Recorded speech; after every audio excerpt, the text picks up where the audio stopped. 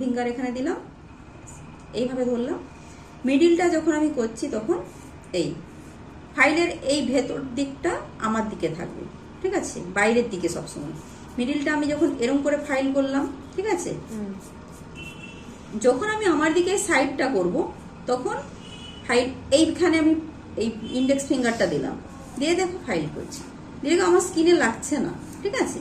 যখন আমি এই দিকটা করব তখন কি করব, তখনও সেম, এখানটা কি করব, এই বাইরের দিকে, এই বাঁকাটা এই ভেতর দিকটা সবসময় বাইরের দিকে হবে, তখন আমি এই ঘোরাবো।